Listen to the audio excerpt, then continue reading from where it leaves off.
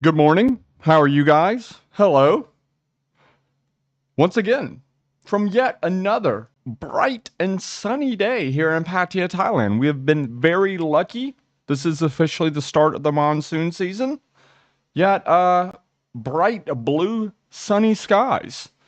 I think today I might actually go for a drive in cream pie in the E30 because it's probably going to be the last proper chance I have to really go for a drive in that car for a month and a half, maybe even 2 months, depending.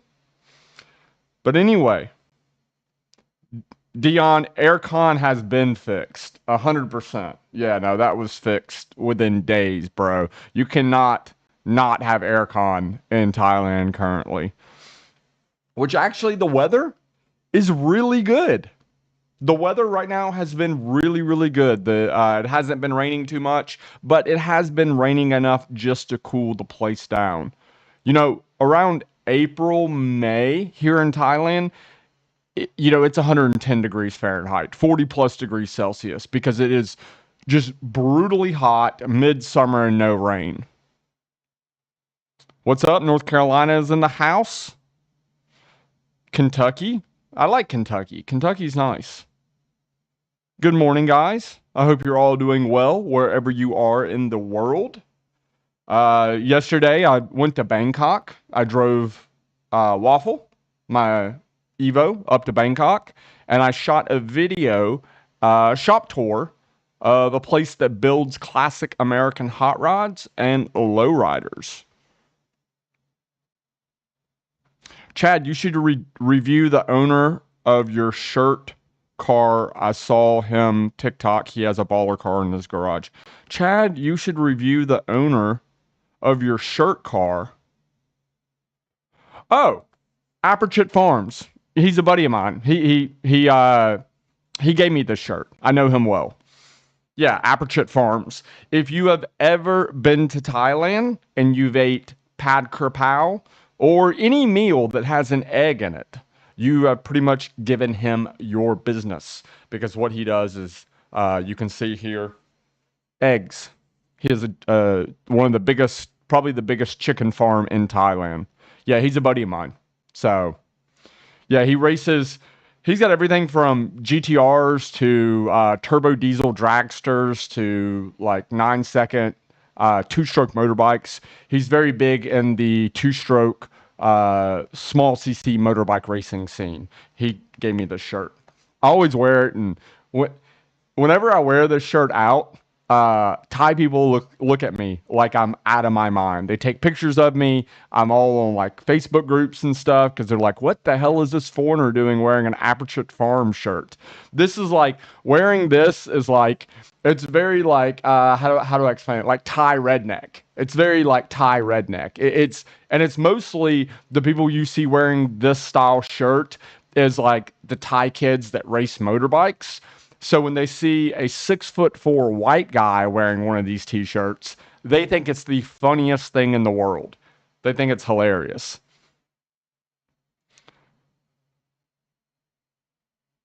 110 with high humidity, it sounds like Dubai. It's almost as hot as Dubai. If you come here, yeah, April, May, it's almost as bad as Dubai. Yeah. So, but anyway, how are you guys doing? What are you up to today? If you're in the US, I would assume it's pretty late at night.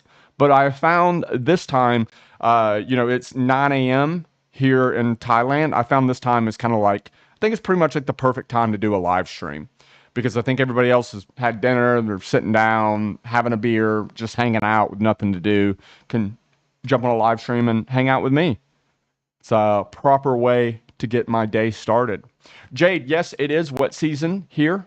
Um, but monsoon season is like one of those things where, like really like September and August and September is the worst of it. This time of year, it'll rain, for an hour or two.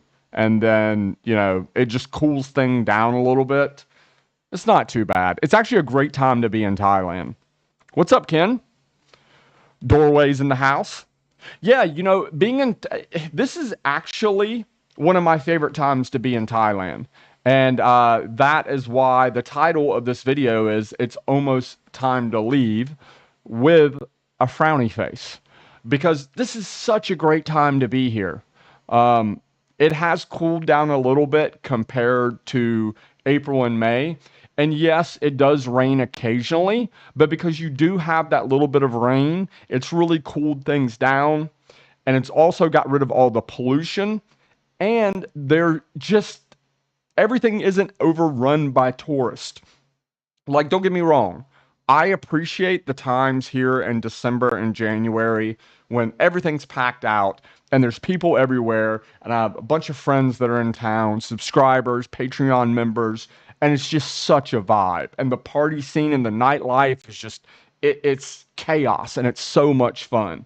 But it gets to a point where, especially like the end of January, I'm like, okay, listen, bro, it's time for you to go home, okay? Like, you guys need to go home. There's too many people here.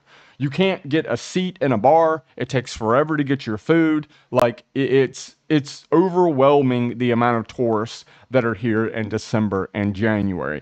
This time of year now, there's so few tourists here. It's actually really, really nice. If you've never been to Thailand this time of year, it's surprisingly good. And that's why the title of this video is It's Almost Time to Leave, Frowny Face. Because in what? Tuesday, I'm out of here. So what? Is that 6 days? Yeah, 5, 6 days. I am officially out of here, unfortunately. A lot of times when I leave Thailand, I'm actually excited to leave because I'm the type of person that once I'm here for a while, I get itchy feet and I want to hit the road and I want to do some traveling. But man, right now is such a great time to be here. Bang San is in the house. Nice. I love Bang San. I need to come up to Bang San soon. Antone, do they still not have the beach vendors out in Bang San on Tuesdays? Please let me know because I would like to bring my car up there at some point.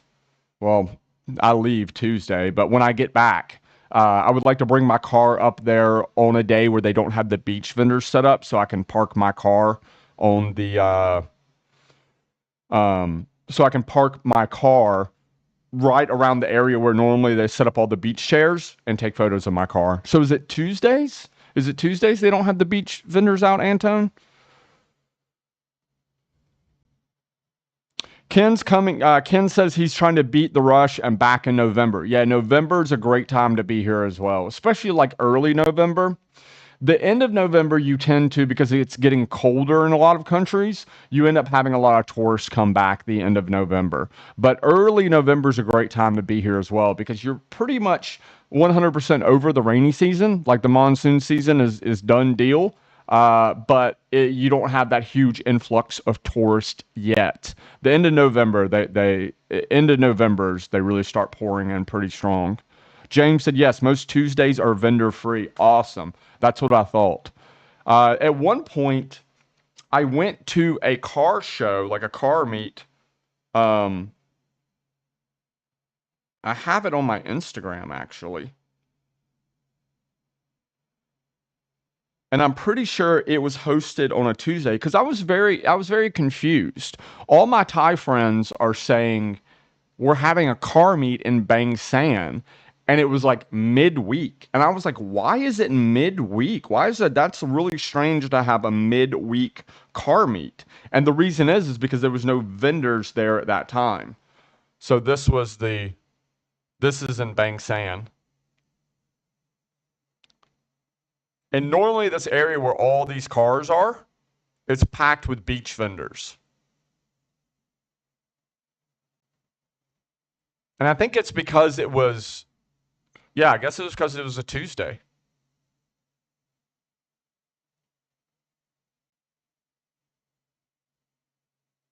Yeah. I want to go up there and my E30 was in the shop during that meet. Surprise, surprise. BMW's in the shop. But I want to go up there and park my car there. I want to take a road trip up there, make another road trip video, and park my car there at sunset, take photos, and, well, have a sunset beer and hang out. Yeah, Ken, you got to come back for Songkran, man. Oh God, Songkran is so good. Yeah, if you come, if you're gonna take like, if you're gonna take like 2 trips to Thailand per year, that's actually a great schedule, Ken. Uh, November, so you're post rainy season, but you're pre peak tourism season. Do that, and then Songkran. That's a great schedule.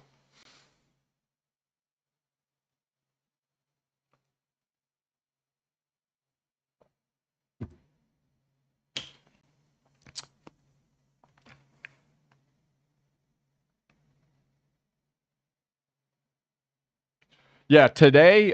So my plans for today is I'm actually going to go for a drive with a buddy of mine. I have a friend of mine who wants to take his car out and go for a cruise. He's got a really, really sick car. R34 Skyline GTR, midnight purple, 800 wheel horsepower, stroker motor, fully restored built car. One of the nicest Skylines in Thailand for sure. What's up, guys? Mr. SC, Mr. South Carolina, Kyle. What's up? So that's my plan for today. I'm gonna go for a cruise with him. I'm not gonna make a video. I'll probably post some stuff on Instagram. But then tomorrow I have a video shoot with a Toyota Champ. Who in the chat knows what's up with the Toyota Champs? It's a very, very popular point of discussion when it comes, for Americans at this point. Charlie wearing the safety fish shirt. Very nice, man. I'm jealous. Charlie, you have a safety fish shirt, and I don't. I don't have one of those. I've never even seen one. Jack, no plans currently to buy a car. I'm out of parking, so yeah, and I have my money wrapped up in investments, and it's. I would need to sell my Evo before I bought another car, and I did have the Evo up for sale, but I just didn't get an offer that was enough for me to actually let the car go because I do like the car. Doorway has one too. I'm jealous, dude. Like people are always shocked. Like a lot of the shirts that I make, I never even see one. I don't have any of them. You should have ordered early. I know. Uh, I need to actually. Yeah. I mean, all my shirts are printed in Florida because like 80% of my customers who buy CB Media apparel are US based. I used to print everything here in Thailand and it was much cheaper. It was way, way cheaper to print here in Thailand. But there was quality control issues where one batch of shirts weren't like the same fitment as another batch of shirts. And also the cost and time of shipping to get shirts from here to the US, it just cost too much and it just took too long. I'm paying quite a lot more to have my shirts printed in Florida, but 80% of my customers are US based. And 80% of my customers are having such a better experience buying CB Media apparel because their shipping is way cheaper. And generally, they get their shirts in like 3, 4, 5 days instead of like 2 weeks.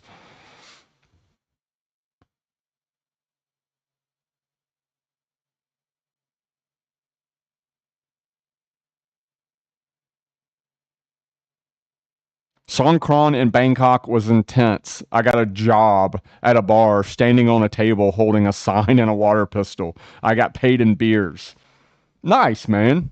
Joel, do you have a work permit for that? Ooh, people are going to be upset. I'm joking. Jack, yeah, now that I'm keeping the Evo, I will most likely put a set of wheels on it and do like a downpipe and a tune. Um, Nothing crazy. No like big turbos or, built engines or anything like that. But, you know, yeah. Dan, the Champ doesn't have twin turbos, but it is pretty crazy. You will have to see. You will have to see. It is not a stock Champ by no means. But it's just cool. A lot of people, there's a lot of discussion about the Toyota Champ in the US currently. So for those that don't know, Toyota sells a brand new truck here in Thailand. Brand new truck for 12,000 US dollars. It's a manual transmission diesel truck that Toyota sells brand new for 12,000 US dollars. And people in America are like, "Bro, what the hell? Why are you not offering this to us in the US? Like a good, cheap, reliable pickup truck for 12,000 US dollars, brand new from Toyota." It's crazy.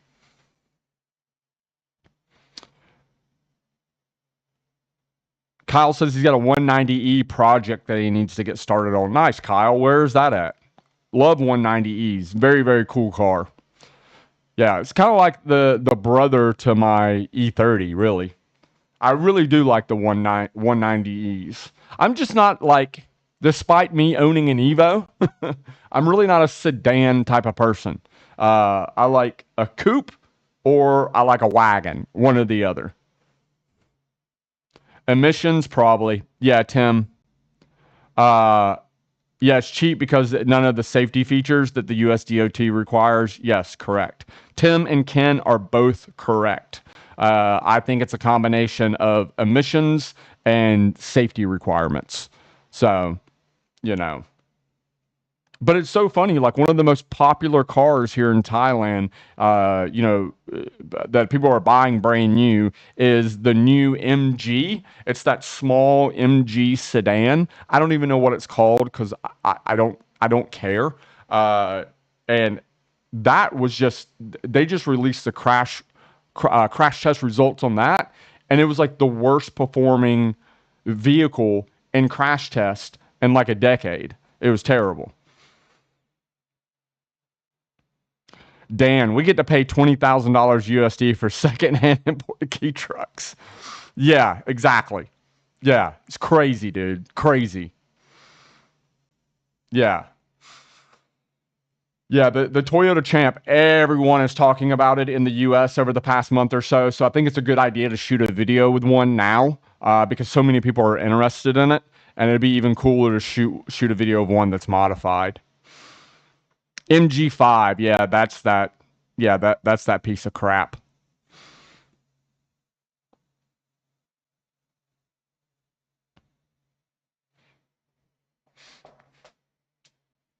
Joseph said, I just booked my tickets to Thailand for November 28th through January 13th. That's a good trip. Will be the first time back since March 2020. Any sub meets planned? Joseph, I do. We will definitely have some meetups then, but my meetups are only, they're only, I plan them through my Patreon because my Patreon is like my inner circle of people that I truly trust. It's it's a little bit of a paywall barrier to attempt to keep the internet trolls and the weirdos and the psychopaths out. I don't do public subscriber meetups because there's just too many weird psychopath people here in Thailand. You should hear about some of the experiences that I've had just meeting people on Soy Bacau or in Bangkok. I've met a lot of very strange, weird people that I would not want to just publicly show up to one of my nights out with my inner group of people. So join my Patreon.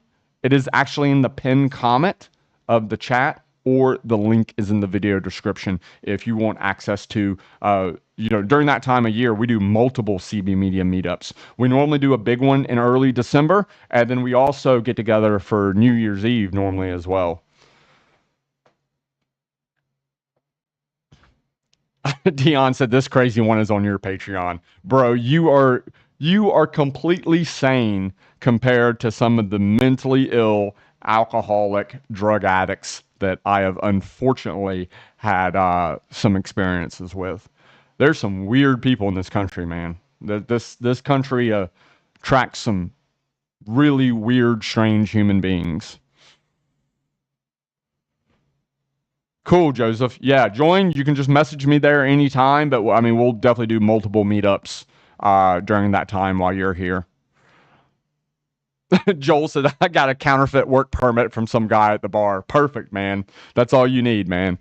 Send it. M Rangers from Savannah. Nice, man. I like Savannah. Ken, Ken's in the Patreon. Ken has been Ken's been to some of the CB Media meetups. He knows. Yeah, we have a good time. We really do. We have a great time. I know, it's shocking. A Western Thailand YouTuber that's met a bunch of weirdos. I know, it's shocking. That's why if you ever see me out and about, I never wear my CB Media shirts. Never once do I wear my CB Media shirts when I'm like just out and about and not filming a video. Because every time I wear one of my CB Media shirts, it attracts, man, dude, it ends up me having some very strange and unusual experiences, to say the least. My buddy just messaged me. He is headed down to Pattaya. We're gonna go for a drive. If you guys do not follow me on Instagram, make sure to follow me on Instagram. The link is in the video description, or just get on Instagram and search Chad B Photography or CB Media, and I will come up. Probably post some behind the scenes stuff of our cruise today. Head out and cream pie.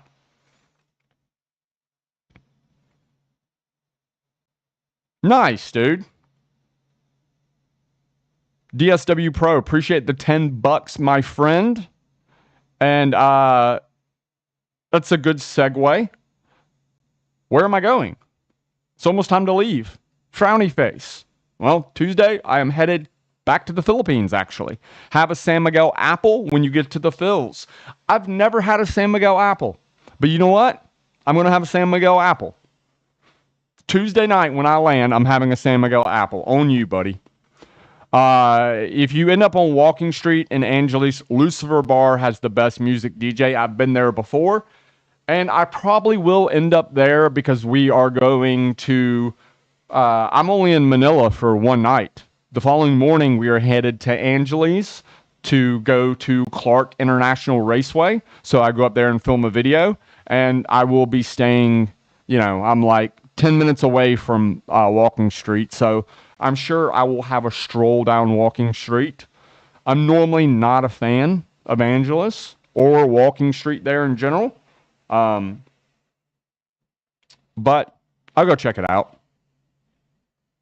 Jacob, how's it going, cutie? Oh, I'm doing good, Buttercup.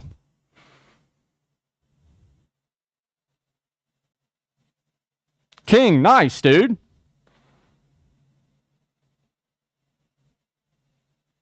First stop at lunchtime today is the mod shots for upgrades. Yep, typical.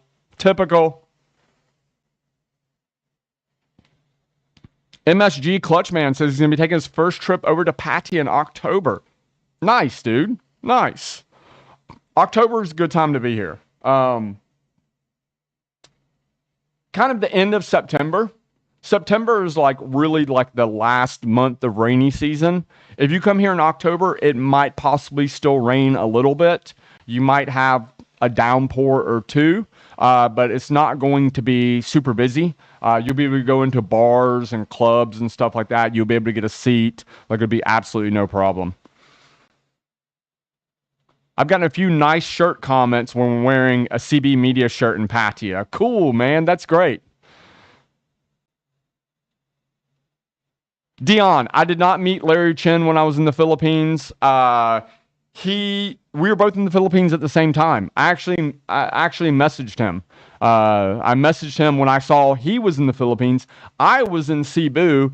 He was in Manila. And by the time I got to Manila, he had already left. So, but I've hung out with Larry when he was in here in Bangkok. Carbon fiber, whatever happened to your starter issue? What caused it? It was the starter. It was the starter motor. I had Ken, who's in the chat, bring a starter motor from the US. I bought a OEM replacement starter motor from Bimmer World. And my buddy Ken S., who's on my Patreon, he's in the chat somewhere. When he was coming to Thailand, he brought the starter motor with him. So, shout out to Ken.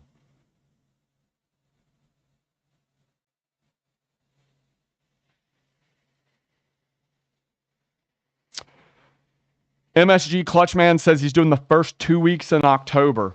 Yeah, it'd be pretty good time to be here, man. Yeah, pretty good time to be here. Like I said, it might be a little bit of rain, but it won't be too bad. Spear thrower. I haven't seen an S12, and I can't tell you how long, bro. I can't tell you how long.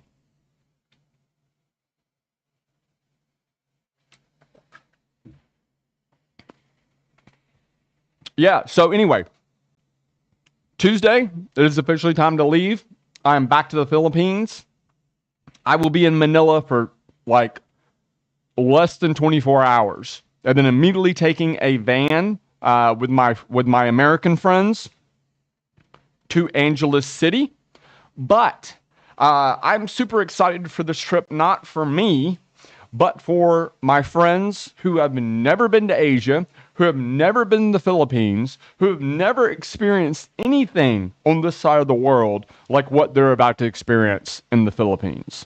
They're both actual, like, legit wheel-to-wheel race car drivers, and they're coming to the Philippines to compete in a car race at Clark International Raceway. I don't know how they got this gig. I don't know how all this came about, but I will officially be their babysitter. And yeah, it's just going to be fun to watch their experience seeing the Philippines and Southeast Asia for the first time. It is going to be, and I'm going to be making a video of this whole thing, and I'm excited to document their reaction and their experience going through that initial culture shock that they're going to get, because I started my YouTube channel 5 years after I first came to Southeast Asia. So I was never able to capture my first genuine reactions to being dropped in the middle of that level of chaos for the first time. So I'm very, very excited to document their experience coming to the Philippines for the first time. So yeah, I'm excited. So DB Cooper, they are both single. Yes, they are both single. So yeah, it's taking them to Walking Street in Angeles, Philippines. They're gonna be like, bro, what the hell is this? What is going on? Where it's gonna be wild. What's hilarious is one of them is Filipino. He is Filipino. Born and raised in Florida, but he is Filipino nationality. And he looks Filipino, but he talks like a Florida man. So, like, he is like genuinely, he is terrified. Like, he was seriously concerned about getting kidnapped. He was like, don't they kidnap people over there? Like, I don't think the dude has ever watched a single YouTube video about Southeast Asia. I don't think he's ever met anyone besides me that's ever been to Southeast Asia. He's Filipino, but he is like total noob status. I was like, bro, if they're going to kidnap somebody, they're going to kidnap me, not you. And plus, Manila, no, they don't kidnap people in Manila or Angeles. Like, no, bro, no. But, yeah, man. So it's going to be exciting to document their experience. And then we are going to be in Angeles for like, I think 5 days, so they can compete in the car race at Clark International Raceway. And then I got like a week and a half to kill just to figure out what I'm going to do for a week and a half. I've not made plans. I can either stay in Angeles City for a week and a half, or I can go down to Manila, or I can go to Cebu, or I don't know what I'm going to do. But anyway, then from there, it's time to head to Europe. So it's time to head to Poland. So I'm super, super excited. Man, it's going to be a chaotic but fun and exciting next month, because just like my friends who are coming to the Philippines for the first time, it's going to be my real first experience traveling through Europe. The only place I've ever been in Europe was Amsterdam. I was actually looking for flights. I was in Dubai, and I was going from Dubai back to Atlanta, and I was looking for flights. And I saw a flight that was like really weird. Like it had a layover in Amsterdam, but the flight was like, I don't know, it's like 40 something hours. And I was like, why is this flight 40 something hours? Well, it had like, I think it was like a 22-hour layover in Amsterdam. And I was like, oh, that's interesting. Um, I'm going to book that flight. And so I booked that flight. And so I left Dubai, landed in Amsterdam, left the airport, and I had a 22-hour layover in Amsterdam. So that was pretty fun. So that's the only time I've ever been to Europe. Was I spent not even an entire day in Amsterdam. But I'll tell you this. When I got back on that flight in Amsterdam to go back to Atlanta, I slept very well on the plane. I'll put it to you that way. Doorway, do the naughty bars in the Philippines ban Filipino men like the ones in Thailand ban Thai guys? I'm not sure. But if he is with me and with my other buddy who's white American, I don't think there's going to be a problem. The flight simulation experience. Your Dubai series was one of the best, in my opinion. Any plans on more dune buggy content? Man, I need to go back. I really do.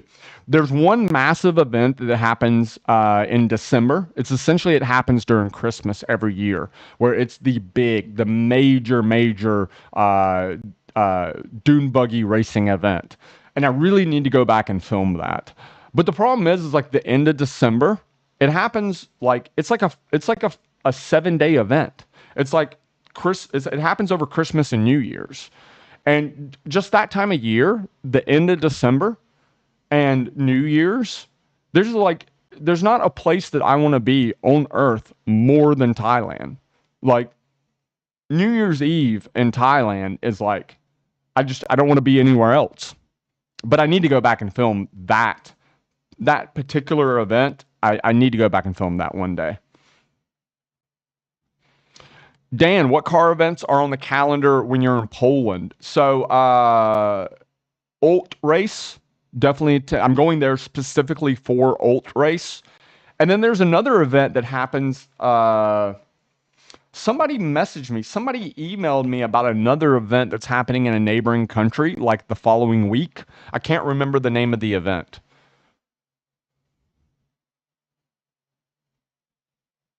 Dion said he did an 18-hour layover in Singapore on the way to India. Yeah, man, it's super cool. If you can ever book a flight that has like a, 18, 20 something hour layover in a cool place and you're able just to leave the airport and it's easy to get through immigration and stuff like that and just go explore the city. I mean, it's basically a free trip to experience a new country and see a new culture, you know? Yeah, let me look. There's a guy that emailed me. Uh, I appreciate him.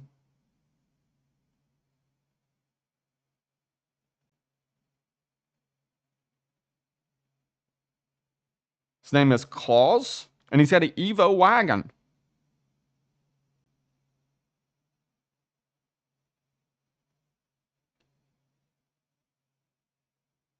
One week later, there's an event in Germany called PS Days. And I looked them up on Instagram as well.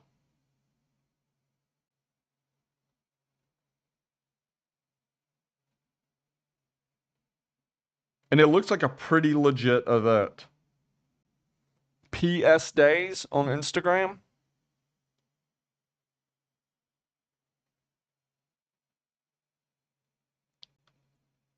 I can't remember what PS stands for. I think it's performance something. But from what I'm seeing, it looks like it's a track day, a car show, and a drift event. Um, yeah, it's supposed to be like super, super legit event. So maybe I'll attend that. I'm not sure. I'm kind of trying to figure out like how easy it is to bounce from country to country in Europe like that. Ken says, I was going to do Xmas and New Year's Eve in Thailand, but they wanted 4,000 for an economy seat. Oof. Moved it in November and it was less than 1,200. Dude. Ouch. Ouch. And Tone, I have an entire video series on my YouTube channel. If you go to the main CB Media YouTube channel, I have an entire playlist called Dubai Adventures. But I do need to go back. What's up, Ray? Welcome, man.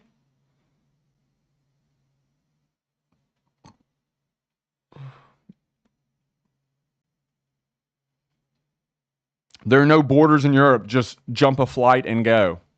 So you don't have to like go through like immigration. There's no nothing. You just, it's like going from state to state in the US. If so, that's pretty sweet. Again, like I said, I have zero experience in Europe. So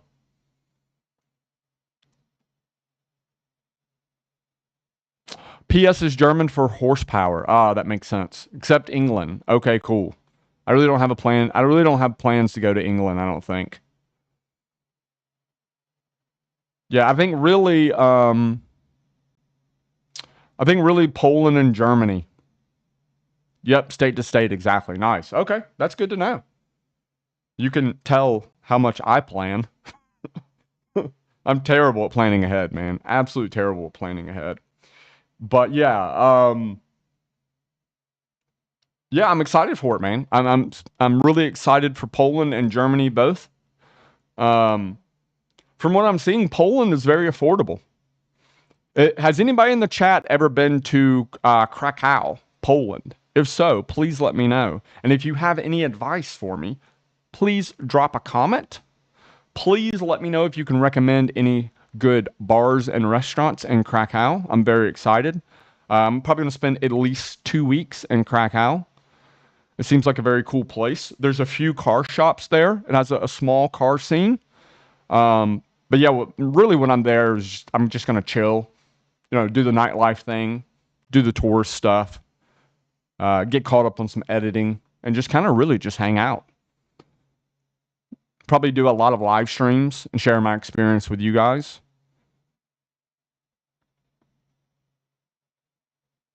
I want to do more. I want to cover more car events in Europe.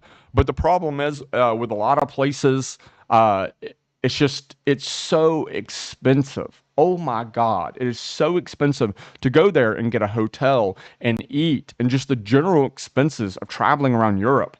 I'm just so spoiled by Southeast Asia. Like it's so easy for me to travel somewhere and go to an event and shoot a video. And, if the video gets, 150,000 views, it more than pays for the trip. But when you're in Europe and you're paying $150, $200 a night for a hotel, if the video gets 100,000, 150,000 views, it does not pay for the trip. You know what I'm saying? So it's like, dude, it's tough, man. But the great thing about Poland is Poland's very affordable. Super affordable, actually, surprisingly. I've been to Krakow 10 years ago. It's the most beautiful city of Poland. That's what I've heard, man. I've heard that. Thoughts on Macon? Oh, I try to avoid Macon if I can.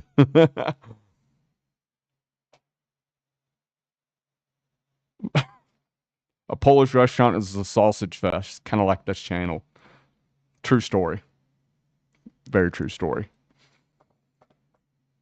I'm crying. Looking at rooms in Austin, Texas. Yeah, man. Yeah, but we did a thing recently on the channel where we checked out Airbnbs in Thailand to see what they were priced at. Jump on Airbnb or Agoda or whatever hotel booking site that you prefer, and check out the prices of the hotels in Krakow, Poland. It's very affordable. It's not as cheap as Thailand, but it is very affordable. It's I would say it's probably twice as much as Thailand, but it's still half as much as Austin, Texas. So yeah, so I think I'm gonna probably make Poland my base in Europe. And then if I want to go somewhere else, just because it's, according to Ken, it's so easy, just jump on a plane and go.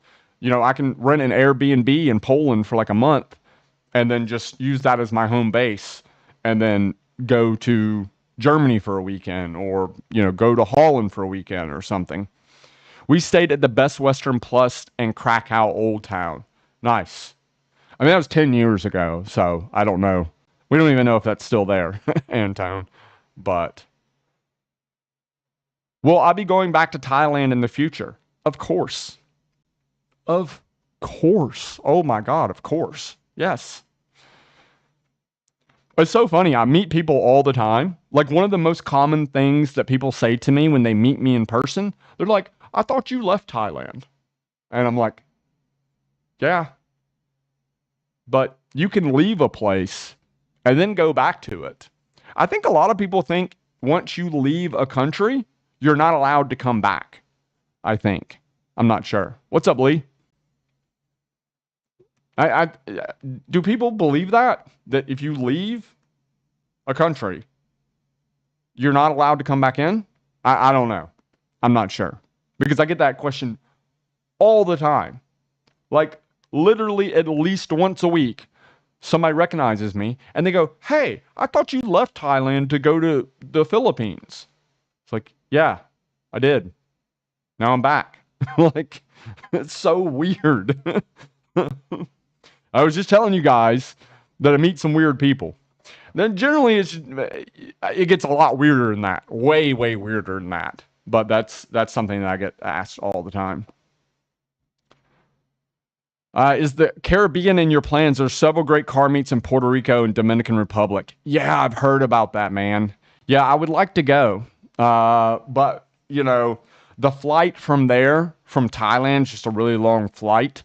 Eventually, one day when I'm back in the U.S., I would like to visit the Caribbean. I would like to visit the Caribbean. And also, I would like to visit Brazil. Brazil has a great car scene. I have some friends that I know in Rio. I think it's Rio. So I follow some people on Instagram. So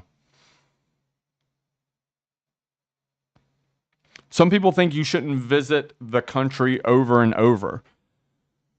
Yeah, I don't know, man. I mean, I live in Thailand. I've made it pretty clear that I live in Thailand. You know, I'm not a tourist here.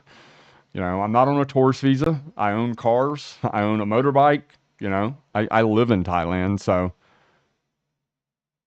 they just read the names of the videos and don't watch where you explain. Yeah, probably. Yeah, you're probably right, Doorway. Yeah. I mean, I don't know what to say. Just like this title of this video, it's almost time to leave. I am leaving. Somebody's going to probably see this live stream, the title of this live stream, and they're going to see me tomorrow and go, "Hey, I thought you were leaving." I am leaving. I am leaving, bro. On Tuesday. I'm leaving Tuesday. You could do Puerto Rico, Cuba, Mexico. Yeah, man. Yeah, I do want to hit up the Caribbean. I've heard it's very beautiful. I've never been. And I do want to go to Brazil.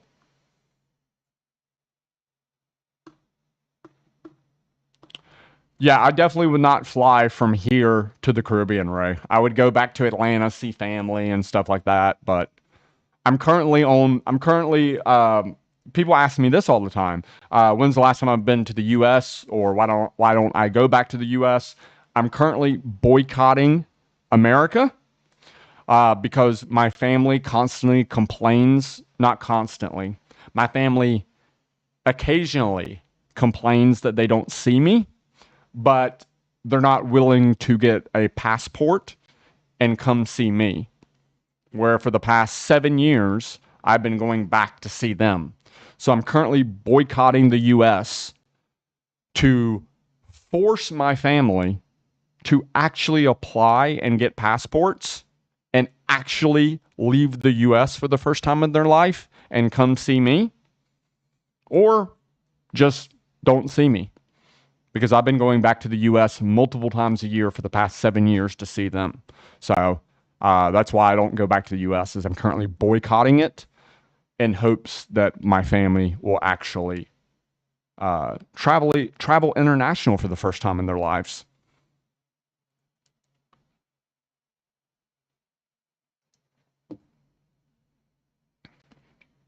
They do not know what they're missing, 100%. My family has never left the U.S.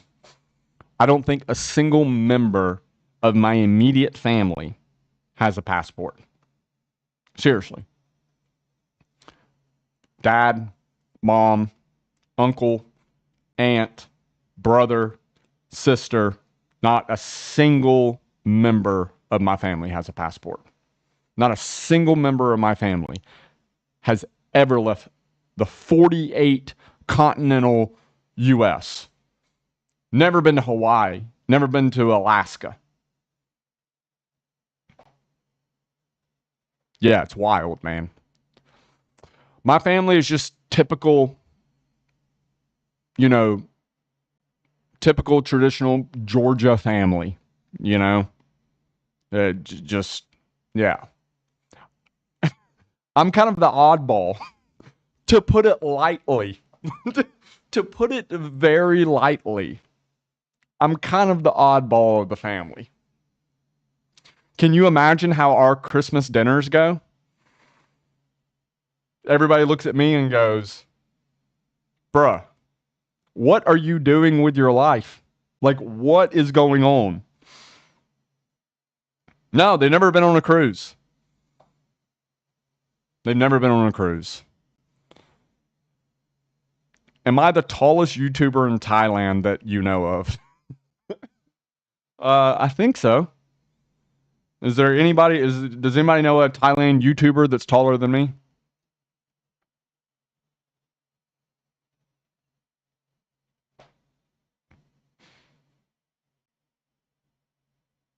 Yeah, man, it's crazy. Yeah, needless to say, when we get together for our like family Thanksgiving and Easter and like all our big get-togethers, they're just like, they look at me and they're just like, what? Like, what are you doing with your life? You know?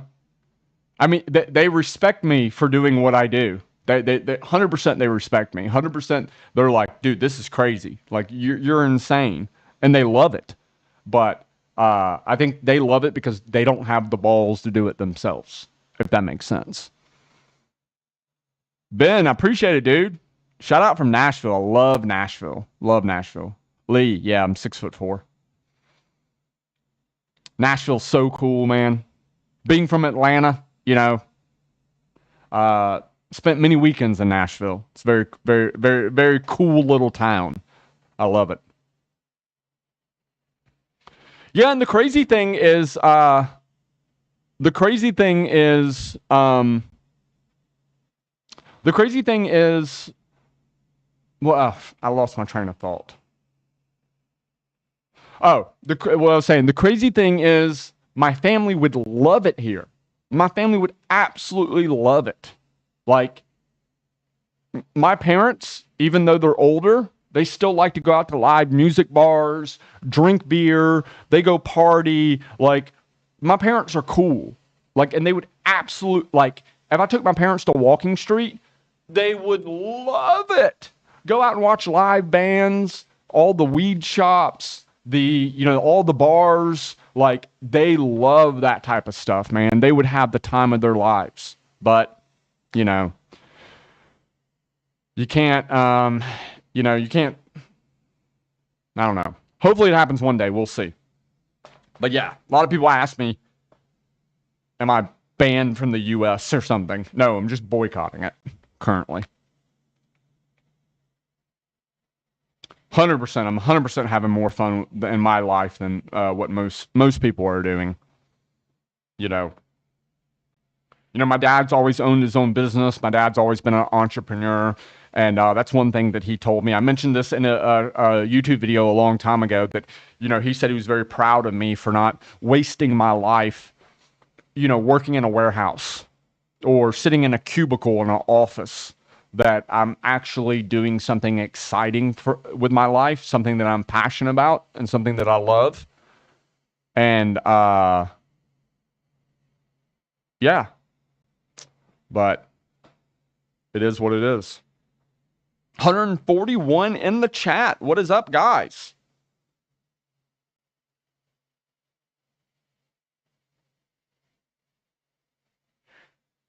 When they eventually do come to Thailand, I will probably take them to Phuket. I think they need to go to Phuket. I think because they will appreciate the natural beauty, the beaches, you know, do some boat tours, and then take them out on Bangalore Road. I think that's really, I think Phuket's probably the place to take them. They would really, really enjoy it because it has everything. It has the luxury resorts. It has the world-class beaches. It has the nightlife. You know, I think it's a good first step into Thailand. Ray says, "Hey, Chad, do you know the guys from Refresh and PSM?" Yeah, of course, man. Yeah, those are my buddies. Yeah, of course. I see them at pretty much every car show. Yeah, I know all the photographers. They've taken photos in my E30 in multiple car shows. Good guys. Yeah, Krabby. Yeah. Yeah, Krabby would be a great place to take them as well. Lee, my dad is not a funeral limo driver. My dad just has a. My dad has a. My dad has a hearse. For those that don't know, my dad is a big car guy, and I recently posted this on my Patreon for people. There's a lot of people in the comments talking about my dad's hearse, so I'm sure a lot of you are curious about what the hell is going on. See if I can find it. So this is my dad's project car. His recent project car is that. That's my dad, by the way.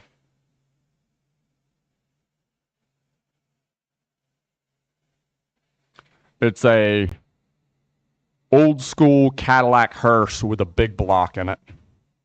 So for those that were wondering about what all the hearse comments were about.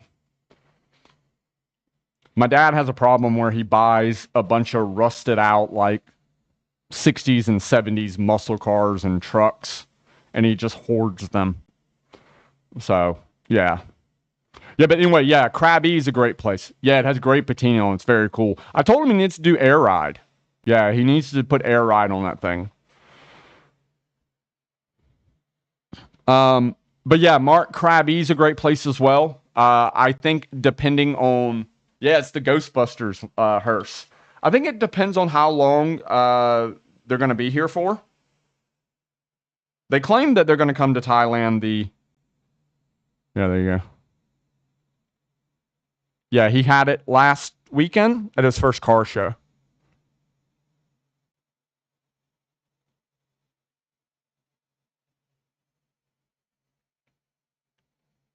But I think for most people, their first trip to Thailand, I think Phuket's probably split your time between Phuket and Bangkok is kind of the best route to go. Unless you're here just for hardcore red light district, crazy nightlife, then just head straight to Pattaya. But you know, for most people, splitting your time between Phuket and Bangkok's like that's kind of like the best first experience for Thailand. Tattoo Alex. No, I have not. I've not gotten any ink. Actually, in Thailand, everything I've got is done in the U.S. I'm overdue for a new tattoo. Actually, it's been a couple years. Ray says yes. I have one photo of cream pie, misspelt wrong. Cream pie, P-A-I. Ray, not P-I-E.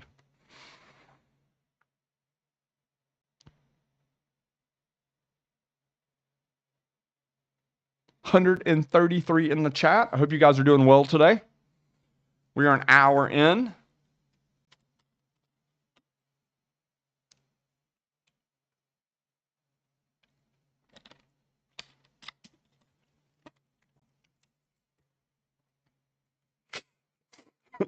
Don't let your first ride in a Cadillac be your last. Straight up.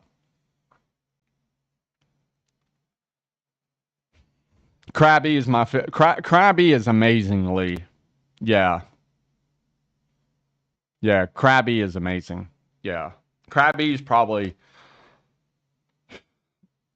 really if there's Ao Nang area of Krabi is probably one of my favorite areas of Thailand. Seriously, top three. Top three favorite. Like if you're gonna go somewhere, especially if you're gonna go somewhere and just hang out for like 2 weeks, and you don't want the crazy like 4 or 5 a.m. nightlife. You just want to go out and see a live band, shoot some pool, have a couple beers, enjoy the beach, eat good food. It's affordable. Krabi's amazing, man. I cannot recommend Krabi enough. I cannot recommend Krabi enough. Ken, there's two Terminal 21s. Somebody was asking about what part of Bangkok Terminal 21 area. Bangkok, there's Terminal 21 Pattaya, and then there's Terminal 21 in Bangkok as well as the Asok area. Yeah, if I take my parents, I'm probably not going to have them stay around the Terminal 21 area of Bangkok. Maybe like Prom Pong or a couple stations out from there, not in the total middle of the red light district, total chaos, lady boys, and just total chaos that is Ahsoka and Nana. I'm gonna take them there, of course, but where they're going to stay, probably a station or two away. We'll see. Yeah, Ken. Yeah, Ken. There's a right at the Asok BTS station in the heart of Lower Sukhumvit. That's the first Terminal 21. That is the original Terminal 21. I think that's the first one they made in all of Thailand. There's actually multiple Terminal 21s in Thailand.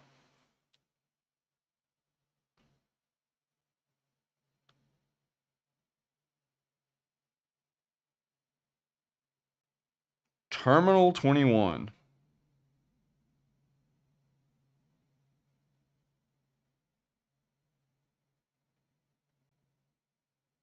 Well, when I search on Google Maps, only one comes up.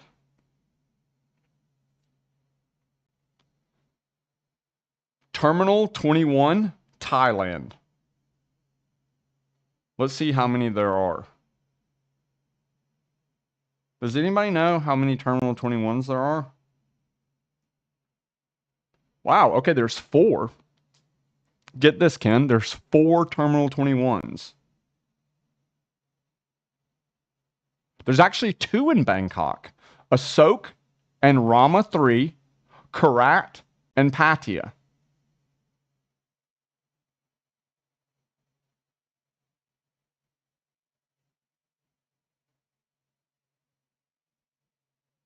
The first one was open October 2011 at the Asok intersection. Yeah, there's four of them. Two in Bangkok, one in Karat, and the one in Pattaya. I've been to three of four. I didn't know that there was a Terminal 21 on Rama 3. I've been to the one at Asok. I've been to the one in Karat, and I've been to the one in Pattaya. Stark, I have been to Bali. I've been to Bali twice. I went to Bali in 2017. Yeah, I went to Bali in 2017. During that time, I stayed in. Where did I stay? What is the main area, the main tourist area of Bali? Uh, what is it? I can't believe I'm brain fart.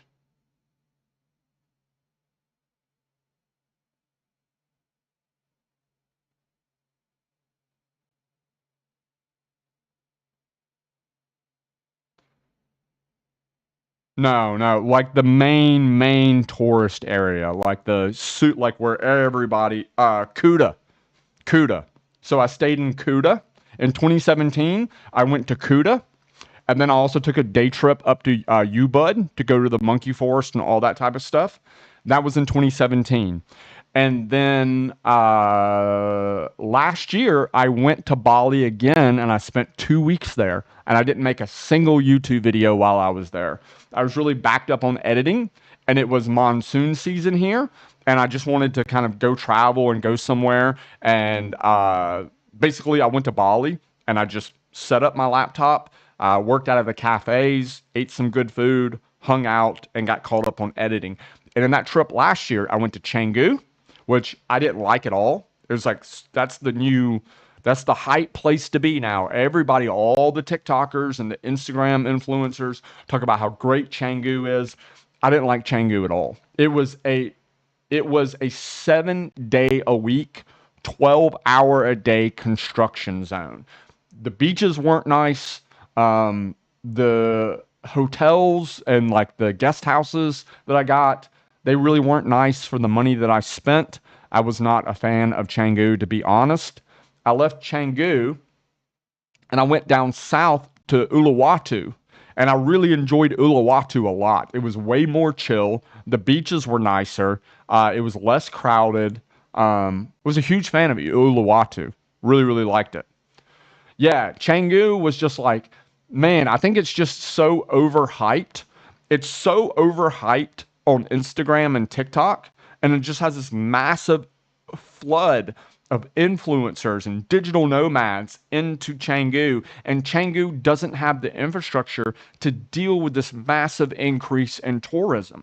Canggu is what Chiang Mai was in 2015.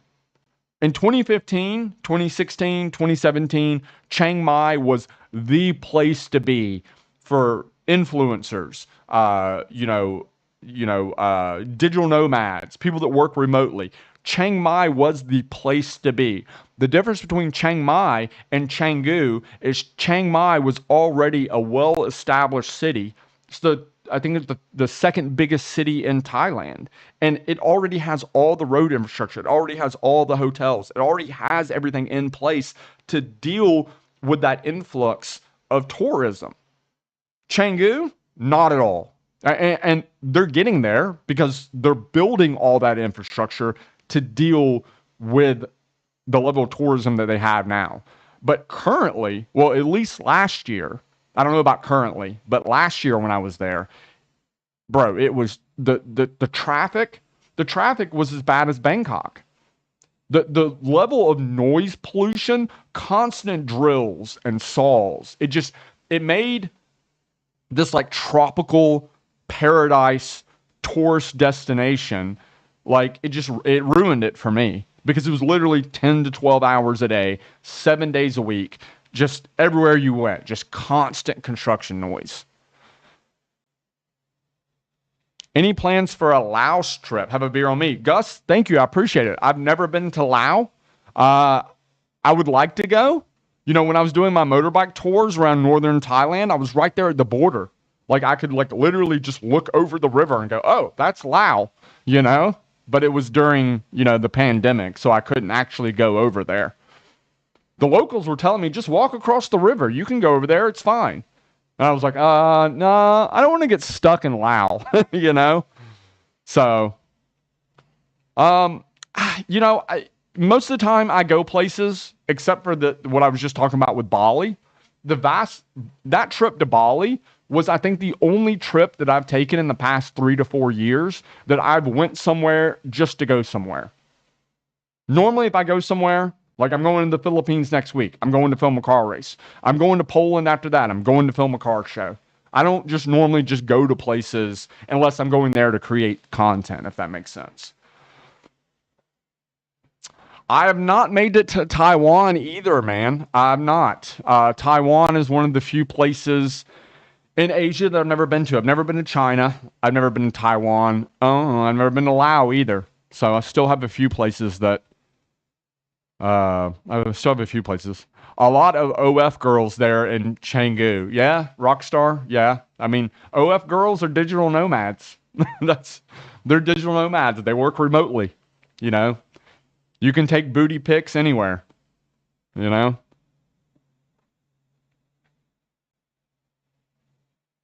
Robert, if I take you to a bar and do a live stream, Do you know how terrible that will go?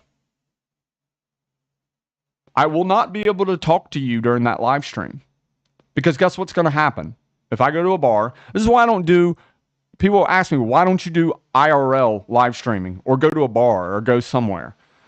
Bro, I can't. Do you not understand that every single time when I used to do live streams on my main YouTube channel, that every live stream, unless I was in the middle of absolutely nowhere, every live stream was ruined by people just showing up and then wanting to sit down and have a 30-minute conversation with me. And then I'm no longer talking to you. I'm no longer reading the chat. I have to now deal with this guy that's here that wants to talk to me. And then if I don't talk to him, he's going to get mad and throw a hissy fit and then storm off. And then he's going to hate me. And then it's going to be all this drama. And no, dude, I can't do that, man. Unfortunately, that's not possible. I mean, it is possible, but it's just going to be, the live stream's going to be ruined. It's just, no, it's not worth it. You will be in another room very soon because Tuesday, it's almost time to leave. So we will be going to another room. So you will have a different background, but it will also just me here chatting with you.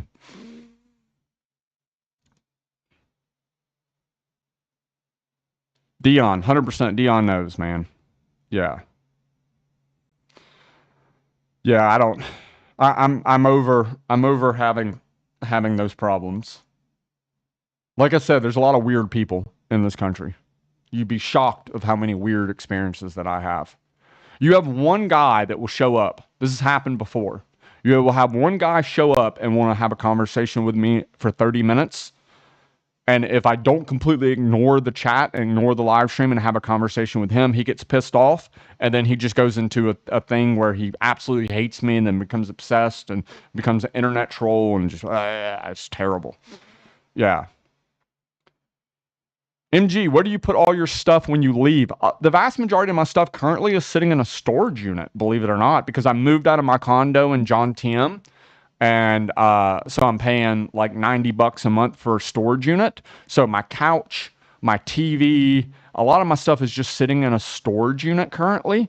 I have a couple bags with my stuff in it, my laptop, some of my camera equipment, my motorbike, and my Evo gets parked at a friend's. A friend has a private shop, a private garage that's just for his cars here in Patia. I parked my motorbike and my Evo at his shop here in Patia, and my E30 gets parked at my friend's garage in Bangkok.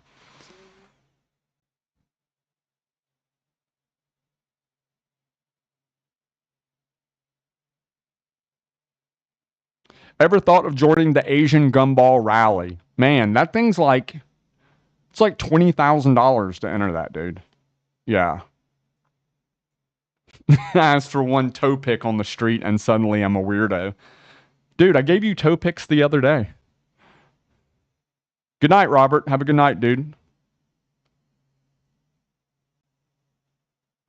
Ken, I don't mind when people say hello to me in person at all. I get recognized on a daily basis.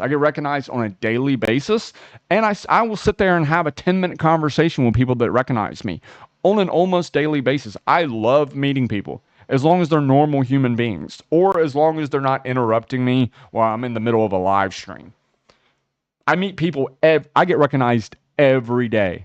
And every single day I have 5, 10, 15, 30-minute conversations with people. I do not mind being recognized. I don't mind talking to people. It doesn't bother me at all. It's just kind of like a time and a place for it. You know what I'm saying?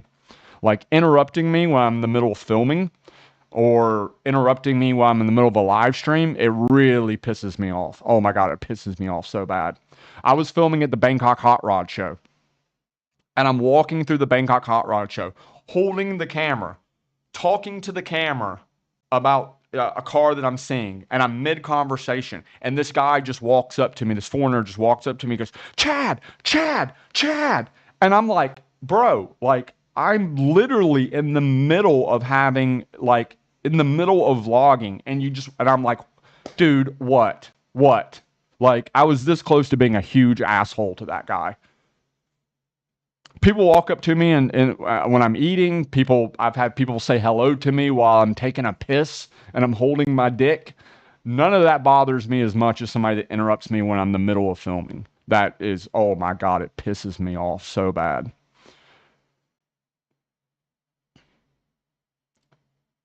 T-Share Master, I do still have the Evo.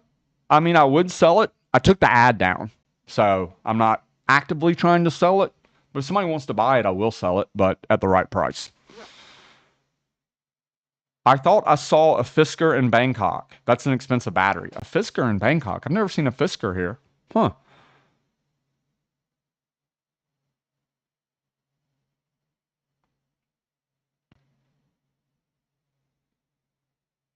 Lee, I'm not a celebrity.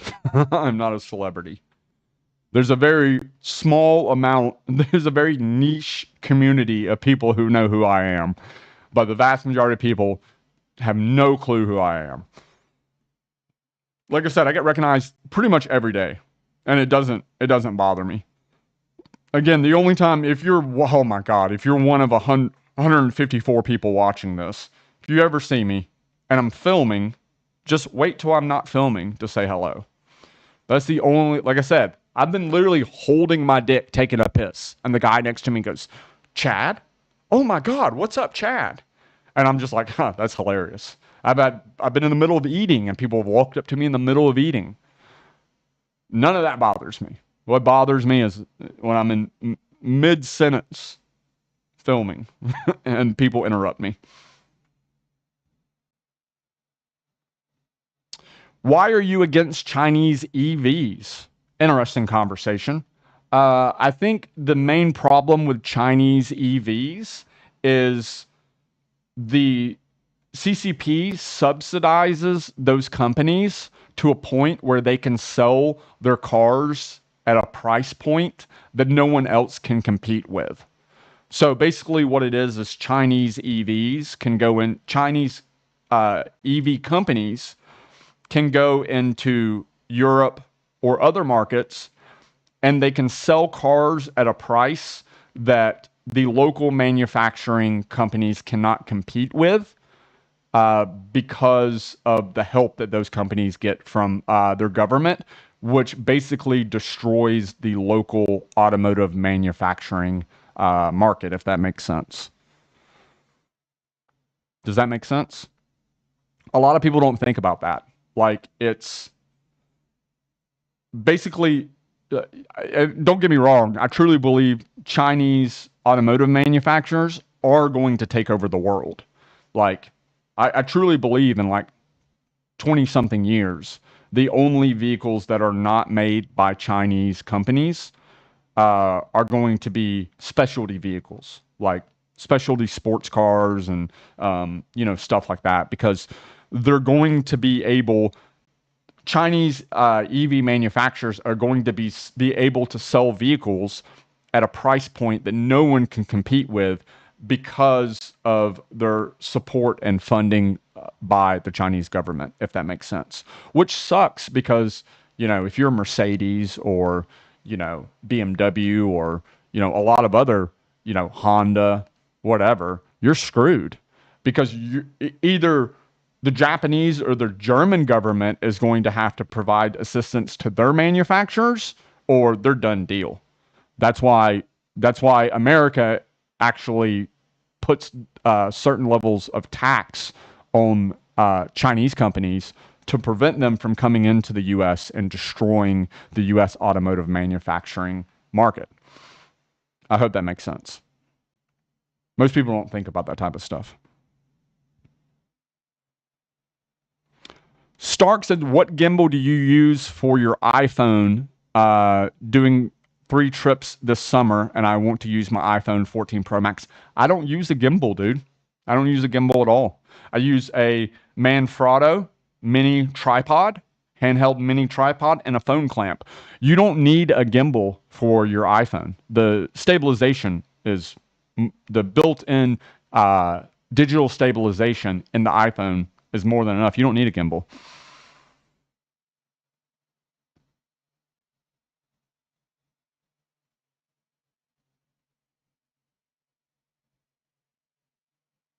Yeah, lots. Joseph said they catch fire on the regular. Lots of cars catch on fire. Lots of Lambos and Ferraris catch on fire as well. I really don't have a problem with Chinese EVs as a product. They've came a long way. You know, a lot of people criticized my stance on Chinese EVs in my VinFast video. What I'm filming on right here, that is a Chinese product. This is probably a Chinese product. I own lots of Chinese made products, but it's just the way that they do business, the way the Chinese EV automotive manufacturers do business. They're doing business in a way that is meant to destroy other local automotive manufacturers. I don't want BMW to go away. I don't want Honda to go away. You know, I want these great automotive manufacturers that build reliable cars and great sports cars to continue to thrive. And I don't think that's going to happen, to be honest. Paul, win Japan, man. Maybe this summer, Paul. We'll see. Maybe after Poland and Germany. Maybe. We'll see. We've got a great exchange rate currently. So, got a great. Paul, is the exchange rate in Japan still awesome? I know it was recently. Lee, yeah, I use Windows. Yeah, I have a Asus Zephyrus. So yeah, I own lots of Chinese made products. I mean, I'm pretty sure this Manfrotto tripod's Chinese made. I'm pretty sure this Shure microphone's Chinese made. My iPhone's Chinese made. Alina, appreciate the $5 super chat. How's it going? Life is fantastic. How's it going for you? I appreciate the support. Thank you. I appreciate it. King S says, okay, on the 14th, going from Pattaya to BKK to Patong. Nice, dude. That's going to be a good trip. Charles, they're not. Chinese vehicles are still not on par when it comes to the quality of Japanese and German cars. Yeah, they're not, but they're going to get there. You know, the design of lots of Chinese cars, the design itself is fantastic. You know, I've been in lots of Chinese cars, BYD, stuff like that. You know, Chinese cars have increased in quality a lot faster than the Korean cars did. I mean, you remember Hyundai and Kia. God, Hyundai and Kia from the 90s and the 2000s were terrible. It took them decades to make, to make actual progress with the quality of their vehicles, you know? Chinese cars, the progress that they've made in just 5 to 6 years when it comes to quality of their vehicles is really, really impressive. But again, my problem with the Chinese EVs is not the product itself. It's the way that they're going about business in other countries because they're funded by their government. They're eventually going to destroy all other automotive manufacturers.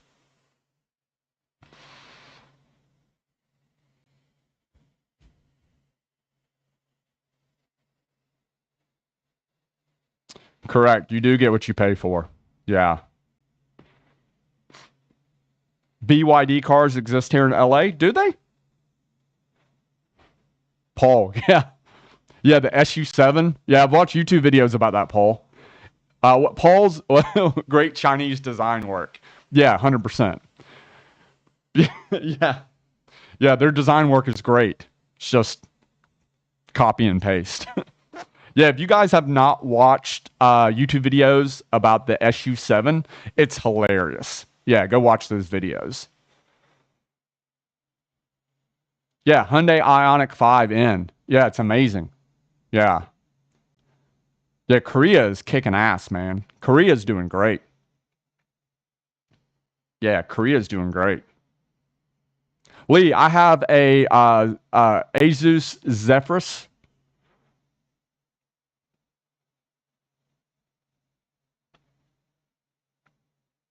Have a few BYDs in North Carolina. Huh. I think the deal with Chinese vehicles in the US, they have to pay a big import duty tax.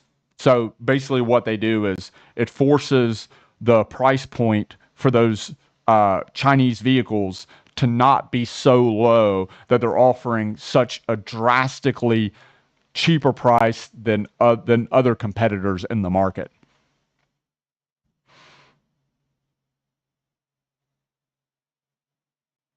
What are my thoughts on BMW's inline six engine like the S55 and the M4? I know it probably doesn't compare to the S65 in Cream Pie. Zach, I appreciate you spelling Cream Pie correctly. Thank you, Zach. Uh, Man, the inline six BMW engines, total monsters, dude. Total monsters. The engine that's in the Mark V Supra lives up to the 2JZ 100%. Crazy power, stock engine. Once you build the engine and give it a big turbo, lots of air and fuel, man, they make so much power. They're so incredibly fast. There's that one guy in Florida that has that, what is it, the M245i or whatever, the white one that's all-wheel drive, and they built that thing and put a big turbo on it and built the transmission. It runs into like the sevens. It is insane how fast those things are. But the driving experience, I've driven multiple M4s and M2s and stuff like that. The driving experience is just nowhere near what a naturally aspirated, high revving V8 is, Me personally, I am totally spoiled by horsepower because for years I worked at race shops that built high horsepower R35 GTRs. And I have tons of friends that have twin turbo Vipers and twin turbo Lamborghinis. So for me, like even a car that makes like 1,000 horsepower isn't insanely fast from my perspective. It's quick. It's fast. 1,000 horsepower car is fast, but I'm very spoiled when it comes to high horsepower. So me personally, I would rather have something that's more engaging and exciting to drive with less horsepower, but it's just more fun. The new BMW engines, they make a ton of power, but they kind of sound like Dookie. And the driving experience and the throttle response, and it's just, yeah, it's nowhere near what the S65 is. Nowhere near what the S65 is.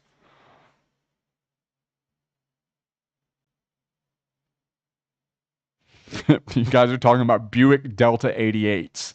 Yeah. You want to talk about build quality? Let's compare uh, a 1985 Buick Delta 88. That's build quality right there.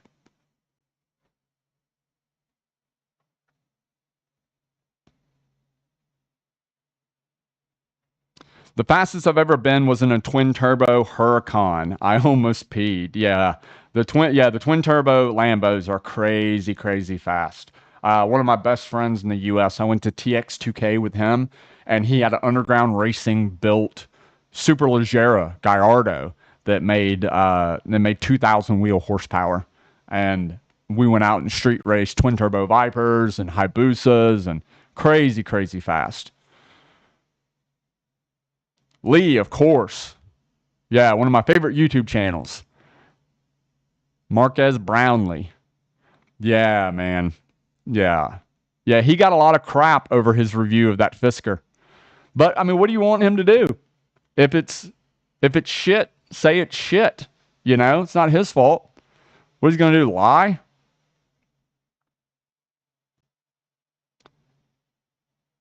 Yeah, that he Zach says he's got a F82 M4 2 months ago. I love it. Fastest car I've ever owned, and it's stock.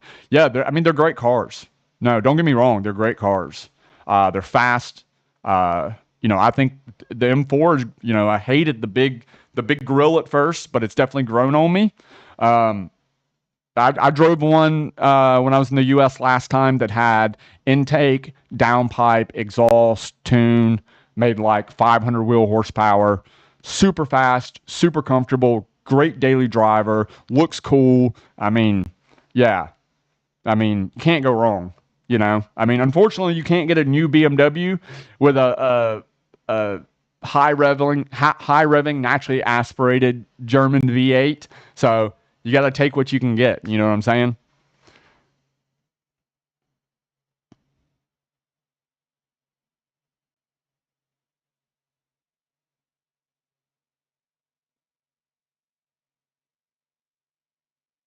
Justin, my Delta 88 was awesome. Yeah, man. Delta 88. Did it have like the cushy seats? The big cushy seats in the Delta 88? Oh, Joseph's got a 335D. 391 wheel horsepower and 594 wheel torque, and I get 45 miles per gallon. Yeah, I had a buddy of mine that had one of those that had a big turbo on it, and it was crazy fast. Yeah, total sleeper. The only diesel I've ever owned was a Jetta. I owned a Jetta diesel.